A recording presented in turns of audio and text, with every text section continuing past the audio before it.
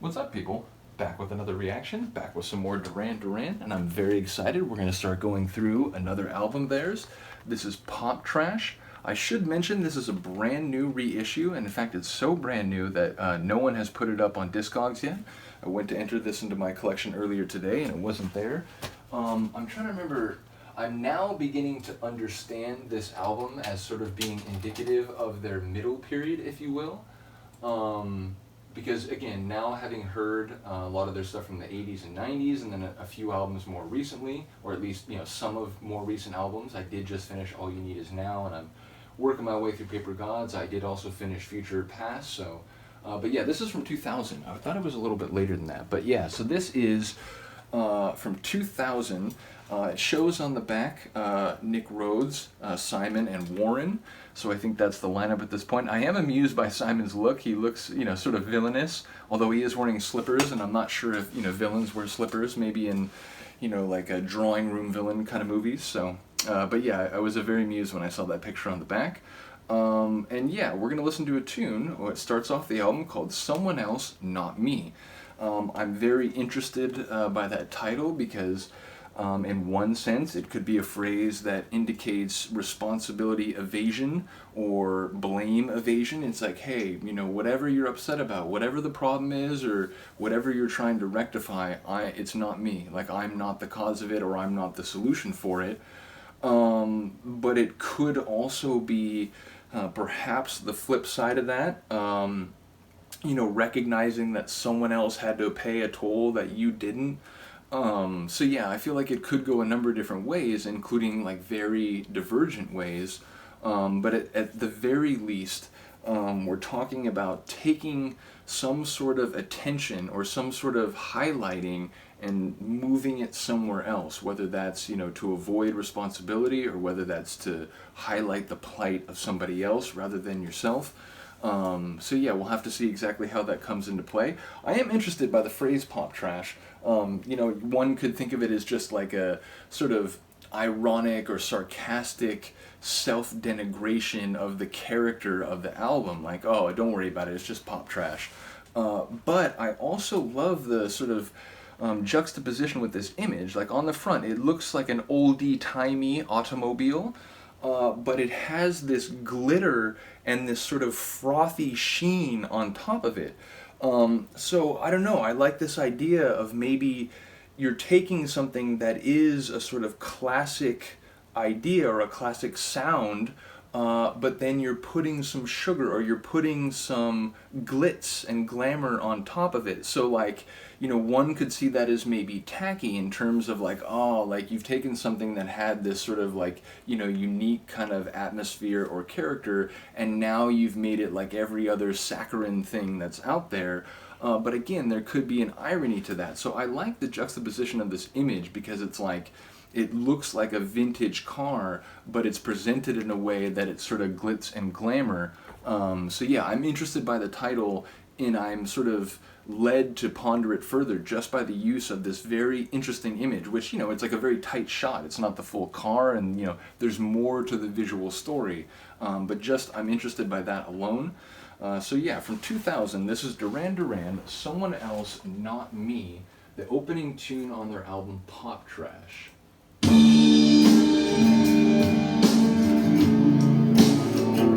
Okay.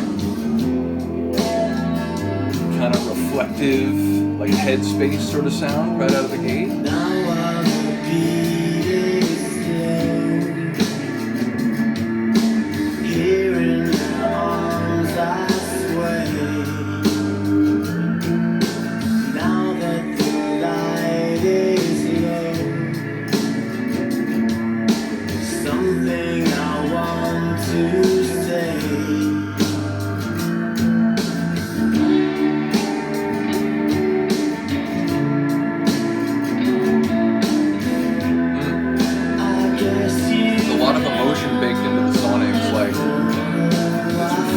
But it's also like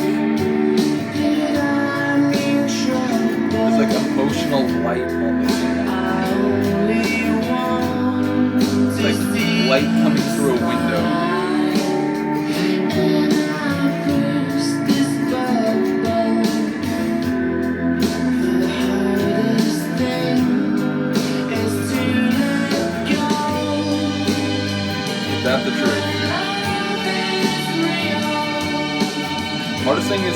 know when love is real?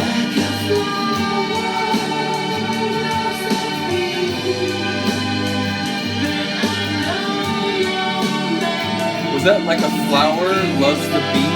Was that what that was? They can't pollinate without the bees, right?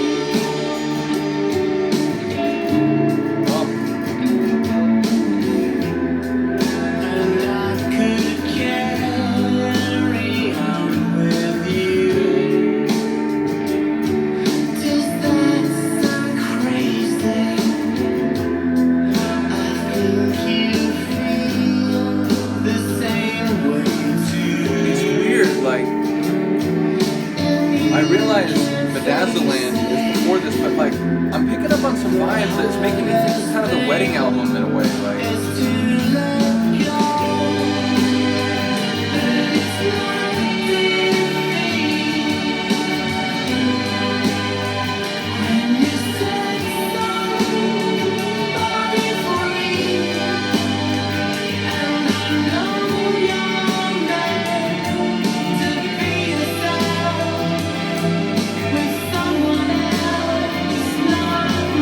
meant to be yourself with someone else. The hardest thing is letting go. Someone else, not me. When you know, like, if you really care about someone, maybe there's a better situation for you. As much as I would like to hold you here. The emotional maturity of that, to be commended.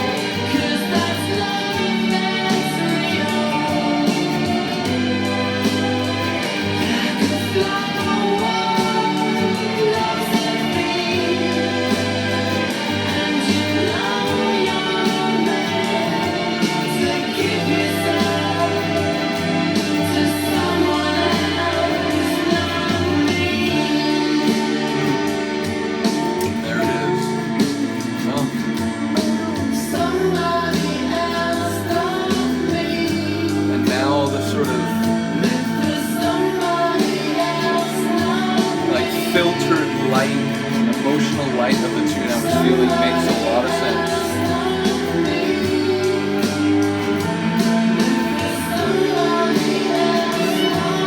It's bittersweet, right? Like it's a very sweet sentiment, but it's not easy for one to cut themselves off from someone else for the betterment of that person.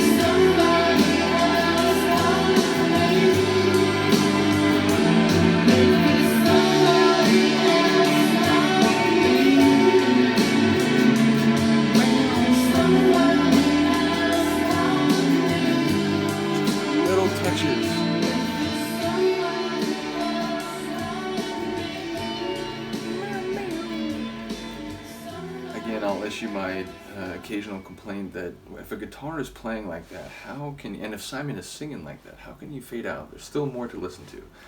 But no, that silliness aside, that was a really cool tune, and again, you know, my sort of understanding of what that might be,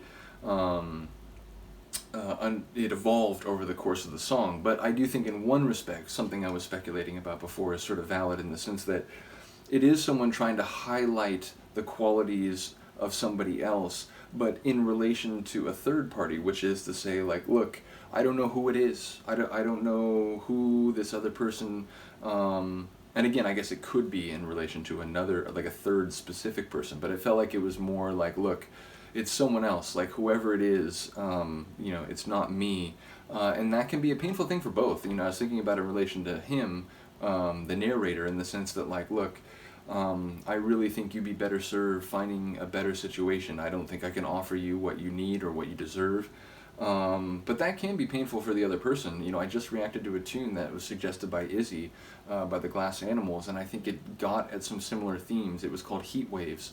And it's basically, you know, a person expressing a similar sentiment, but I think there was a bit more like confliction, or at least like it felt like they were having problems disconnecting, which I guess is sort of what this song is about. Like, it's hard to let go. So yeah, I think actually on both sides it was a song that explores similar themes. So once again, shout out to Izzy, and I guess this was sort of, you know, serendipitous timing to start this album. But yeah, I think it's a very emotionally profound song. It's a very emotionally mature song.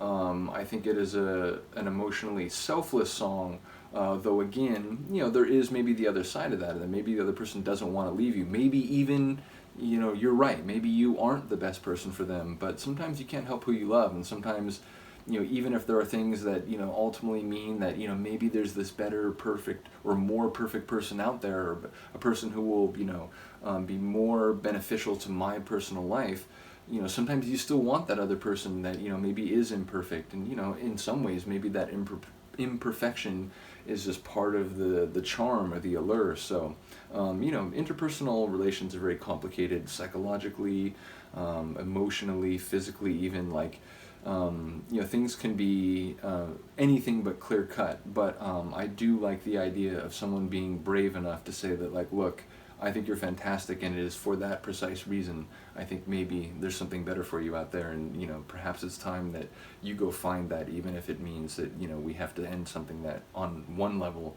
or another we both enjoy. So yeah, cool tune and a very exciting start to the album.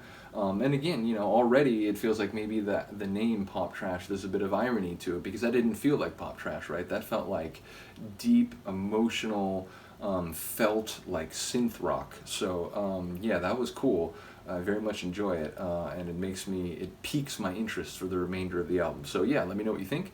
Other than that, thank you for listening and watching. I will see you next time.